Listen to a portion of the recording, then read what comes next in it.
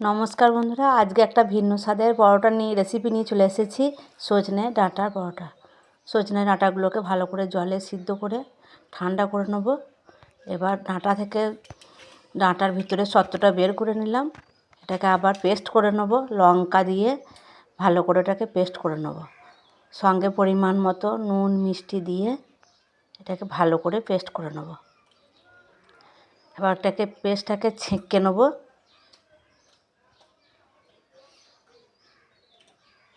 পেস্টটাকে ভালো করে বের করে নিয়ে ছেঁকে নেব। পেস্টটাকে ছেঁকে নিয়ে রেখে দিলাম। এবার 2 কাপ ময়দার সাথে 1 কাপ আটা দিয়ে ময়ান দিয়ে ভালো করে ময়ানটাকে মেখে এবার ভাজা মশলাটা আমার কড়াই ছিল, ওই জন্য আর দেখাইনি কো। ভাজা মশলা দিয়ে পালটা দিয়ে ভালো করে মেখে নেব।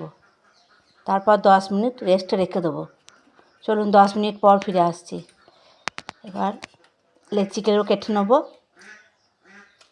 লেচি কেটে নিয়ে বেলে একে সুন্দর করে লাল লাল করে ভেজে নেব।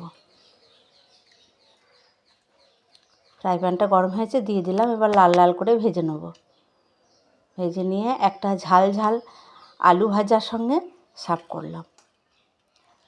আপনারা বাড়িতে বানিয়ে দেখবেন, খুব টেস্টি হয়, হেলদিও হয়। বাড়িতে বানিয়ে দেখবেন। আপনাদের কেমন লাগলো আমাকে কমেন্টে জানাবেন। আজকের মতো বাই।